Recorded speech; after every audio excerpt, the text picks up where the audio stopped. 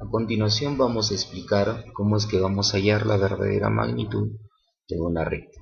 Vamos a aprovechar un ejercicio que ya hemos tenido configurado, donde tenemos las proyecciones de una recta en 4 planos distintos: en el plano horizontal, en el plano frontal, en el plano de perfil y un plano auxiliar P1. En realidad, la verdadera magnitud de una recta nosotros la podemos hallar en cualquiera de estos planos. Nosotros podemos escoger en cuál de los planos nosotros vamos a hallar esta verdadera magnitud. El único requisito con el que nosotros vamos a trabajar es que necesitamos utilizar una línea de tierra auxiliar con la cual nosotros vamos a hallar esta verdadera magnitud.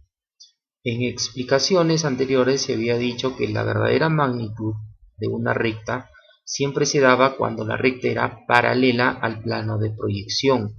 Por lo tanto, en este caso, a propósito, nosotros vamos a utilizar una línea de tierra auxiliar que sea paralela a la recta con la cual nosotros vamos a trabajar. Vamos a suponer que vamos a trabajar con esta recta. Como ven, si nosotros lo superponemos, estos dos elementos son paralelos entre sí. Por lo tanto, simplemente lo que vamos a hacer es ubicar esta línea de tierra auxiliar a una distancia cualquiera. Lo podemos colocar muy arriba o muy pegado. La única condición es que sea paralela. Entonces, estos dos elementos son paralelos entre sí. A continuación, lo único que vamos a hacer es hallar sus proyecciones, para lo cual vamos a utilizar las líneas proyectantes, que como habíamos dicho, eran perpendiculares a la línea de tierra. Es decir, que forman 90 grados con la línea de tierra. Ahora, la distancia con la que yo voy a trabajar en este nuevo plano de proyección, al cual lo vamos a llamar el plano de proyección H1, es la misma distancia que vamos a tener en el plano frontal. Vamos a ver entonces que nosotros vamos a trabajar desde el plano H al plano auxiliar H1. La distancia que voy a tener hacia adelante va a ser la misma que voy a tener en el plano frontal. Entonces, ayudándome nuevamente del radio de un círculo, esta distancia la voy a trasladar a mi nuevo plano de proyección. Entonces, simplemente coloco por acá, y esta distancia que tengo de acá hacia mi nueva ubicación es la misma que voy a tener desde la línea de tierra hacia el punto. Entonces, ya tengo la ubicación del punto L en el plano de proyección H1. Me faltaría ubicar el punto M. Para el punto M también nos ayudamos de un círculo cuyo radio, en este caso mucho más pequeño, lo voy a colocar también en el nuevo plano de proyección.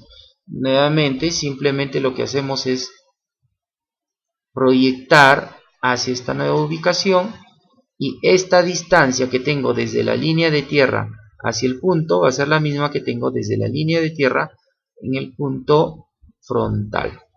Muy bien, ahora simplemente lo que voy a hacer es unir estos dos puntos, y con ello he configurado o he conformado la verdadera magnitud de esta recta.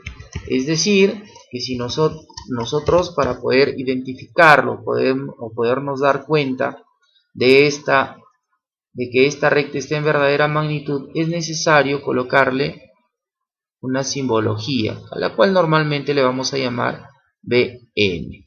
Muy bien, tenemos entonces ya la verdadera magnitud de la recta LM en el plano de proyección auxiliar H1. Vamos a denotarlo. Entonces esto va a ser el plano de proyección H1. Entonces tenemos a L y también tenemos a M en este nuevo plano de proyección. También va a ser en el plano H1. Entonces ya tenemos configurada la verdadera magnitud de este elemento o de esta recta, en este caso a partir del plano H.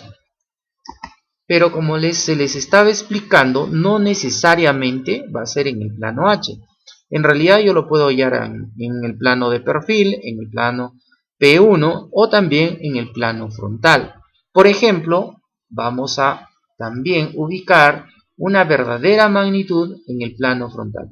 Y como ya habíamos mencionado, lo único que necesito es una paralela. Es decir, una línea que sea paralela a la recta con la cual yo voy a trabajar. Una línea de tierra auxiliar que sea paralela.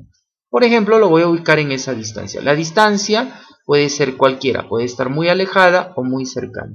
En este caso, entonces, voy a trabajar desde el plano frontal hacia el plano auxiliar F1.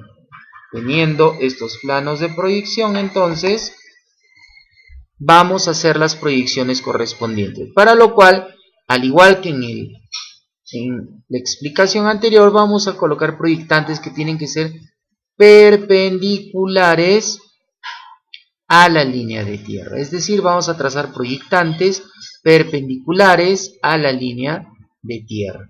Entonces, desde cada uno de los puntos trazamos estas perpendiculares. Ahora lo único que nos queda es ubicar la distancia que va a tener en este plano F1.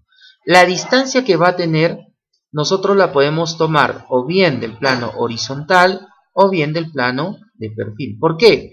Porque esta distancia, si ustedes recuerdan, nosotros la llamábamos alejamiento, que va a ser el mismo que vamos a tener en esta posición. Es decir, cualquiera de las dos distancias son iguales. Por ejemplo, del punto L, vamos a ayudarnos nuevamente con nuestro círculo.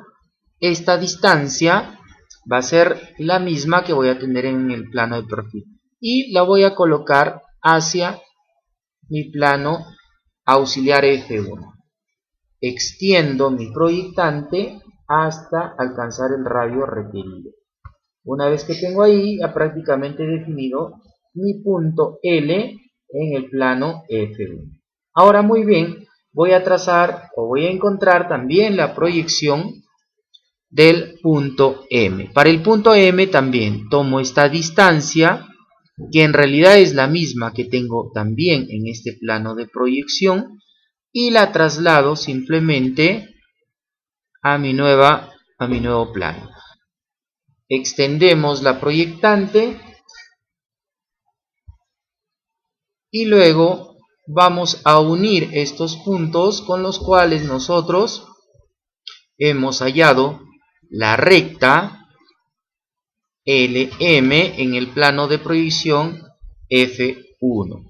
Entonces ya tenemos esta recta también en el plano F1. Vamos a denotarlo como debe ser y decimos entonces que está M en el plano F1.